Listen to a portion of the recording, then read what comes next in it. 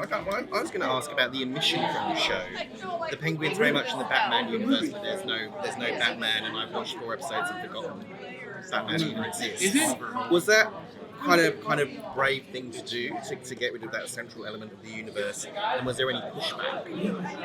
I think we always knew it was Oz's story.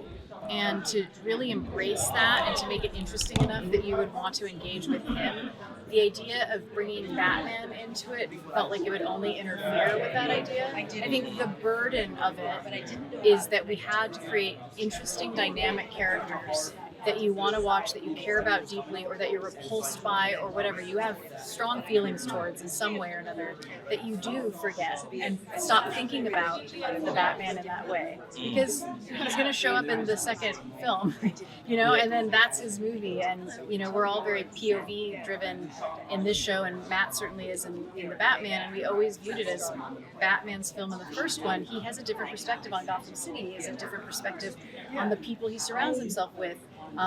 He's more of a hero, even though he's not quite a hero either himself. But Oz is a wild man who's kind of despicable and terrible and does all kinds of crazy things. And it's fun to engage with that guy and I think fully immerse yourself in that world. So that's what we strive to do. Okay. What's some of the most challenging aspects of how they have been handled on creating some aspects of the show, but also creating the Penguin character? Well, I wanted to do right by the Penguin. I grew up reading comic books. I always really was fascinated by the Penguin character, and I appreciated also that there hadn't been so many iterations of that character, so I felt like there was a level of freedom there. I wanted to do right by what Matt established in the movie, and Colin's performance, which is so electric when he shows up on screen. But I also wanted to dig deeper into him and just make this a psychological character study of this guy, but have it be fun, because Oz is a fun guy, even though he's totally terrible and does all these violent things. He's engaging and charming, and I hope you empathize with him.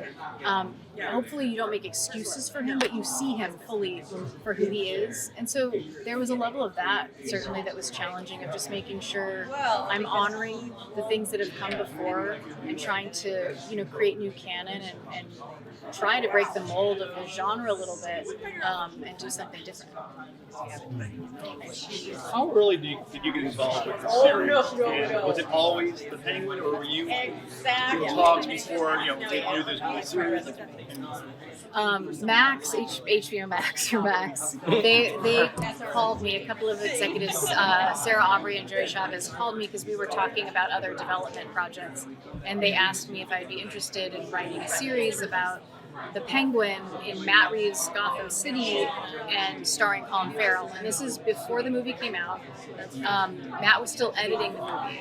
And so I was like, well, generally I'm interested, but I don't know what this depiction is. I haven't seen the movie, and I don't know how Colin Farrell is Oz, all the things that everyone has experienced of how, I don't understand. What is the magic of this prosthetic? I also was curious about. So I got to meet with Matt, and we really connected in terms of how we like to tell stories. He let me read the script. So I read the script first. And then eventually, as Matt was editing, he let me see the first 40 minutes, which involved Colin as Oz. And from there, I just hit the ground running and started to develop the show. It's amazing because it feels like this is just a little part of the map that's cut out. That's part of Gotham, Matt Reeves' Gotham, but it's its own thing, which is great. But it blends so well together that you don't even question it. Yeah, we worked really hard to make sure that it felt of a piece. We wanted it to feel like it's the Gotham City that you saw in the film, but you're seeing it in a very different light, literally, sometimes daylight, but you're seeing it through the lens of Oz. And so you're meeting different types of people because of that, and you're experiencing Gotham City differently because of that as well. Thanks. We're doing, what is it, do you think, about Batman in this universe that has allowed it to endure as long as it has? In Matt's universe, or just in our world? Broadly, and I guess both in the Max universe. I think Batman's so interesting because he's a man. He doesn't have superpowers. He's just decided to take on this endeavor for himself and really trying to unpack childhood trauma, honestly, at the same time. And so I think every character in the Batman universe always feels flawed, and sometimes depending on who takes it on, a little campier, a little bit more elevated, but there's always a human element there at the core that I think people can gravitate towards. Like when I've talked to people, often people who don't love superhero content really respond to Batman because there's just something about him. He's a flawed person, he's very imperfect. And so I think there's something in that, and I think the villains that are in that universe also have that same quality to them, that there's something about them that makes you lean in and you're curious about them. And so I tried to infuse that in our show for the characters that we meet, of just having you empathize without making excuses and just want to learn more about them. I think Sophia is such an amazing character and protagonist. It's exciting to see you creating something, although she's been in the comics, you're really sort of making her into an iconic character of her own. And there are so few sort of female protagonists in the Batman universe. So I wonder, like, in sort of creating her, were there things you drew from from people like Catwoman or Poison Ivy or Harley, in terms of what makes an iconic, or could just be Batman characters in general, what makes you an iconic, fresh Batman villain? I mean, I definitely am aware of all the different female characters in the Batman universe. I think more than anything, though, it was me craving a character like Sophia, you know, having grown up reading comic books and never quite feeling like there was a character who was a woman as rich as some of the other male characters. Like when I would sit in the backseat of my mom's Volvo, I would envision myself often as like a male character. And it was just because I just didn't have any women that felt like I could connect to, or that I was surprised by what they did, or I deeply understood their backstory, because so few of them actually were dug into for whatever reason. And so for me, it was sort of a dissection of like, okay, childhood me, but also adult me. Who do I feel like we need and want? And like, what could this universe have more of? Like, who do we not have? What are the things that I loved about different characters that have come before us, but like, how could there be more to them if I'm given that opportunity? Like, to me, my greatest responsibility was I'm given the Batman universe. I'm in this canon now, and they're allowing me to tell the types of stories that I want to tell. Like, I want to do right by that, but I also want to make sure that I can evolve it in a way and transform it so that there's less people in the backseat of their mom's car wondering who they can imagine themselves as, or how you can play make-believe. I think make-believe is so important. I have little kids, and like, I just want to be able to be a part of that. Not that anyone who's small should watch our show. It's very dark and inappropriate, but you know, that down the road that people feel like, oh, I can't believe they did this, and now I wholly think of a woman like Sophia, that character, as a whole person, and she can now take on a life of her own, and I hope people write comic books about her and take that story and run with it.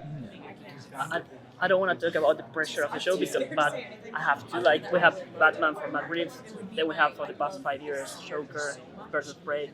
Tell me about feeling that pressure of bringing a new villain to this world of superheroes and creating a new show. How was that?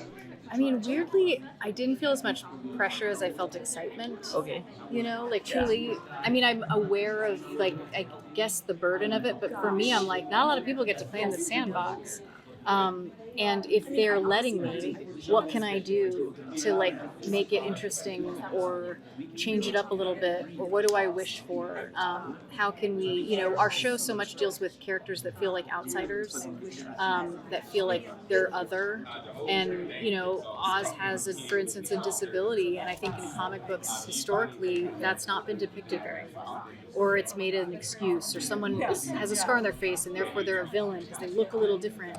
And to me, I'm like, I wanted to make sure that Oz, because of his narcissism, because of who he is as a man, that's why he's like a darker figure. It's not anything to do with like a physical like ailment or the way he looks. It's not about appearance.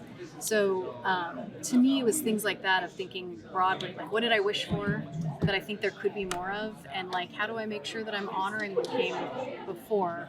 Definitely there's like a level of, I'm aware of like the potential burden, but I think if you get bogged down by that, you can't really make something new and exciting. So you have to excite yourself first, I think. And that's a better way to see it.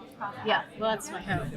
Now, you say you grew up reading comic books, but it's been a bit of a challenging time recently for productions based on characters from various comic universes. There's talk of fatigue amongst viewers. Some productions with comic books are kind of underperformed, but not the Penguin. The Penguin's a roll gold here. It's had more viewers, I believe, than Succession and White Lotus on Max. What is the Penguin delivering to audiences that perhaps some other productions aren't? What is the Penguin's secret sauce?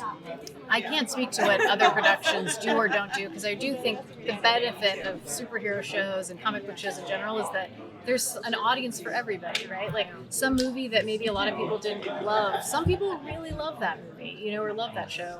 For me, it comes down to the characters.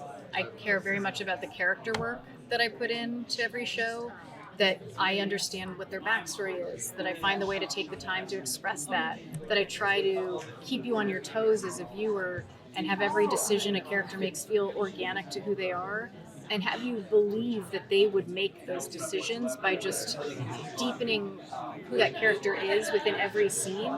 So I do a lot of work, and all my writers do, on every scene. It's like, how are we furthering how you understand the character, not just like plot. It's just really always about a character's emotional journey, and I mapped out their characters' emotional journeys from the very beginning, and they've stayed the same till the very end. So to me, it's like, just make interesting, dynamic characters, give your audience a lot of credit, like make sure they're smart, and like have a little fun, and make the stakes feel real. Thank you so much. Before you go, one request. Yeah. Give us season 2.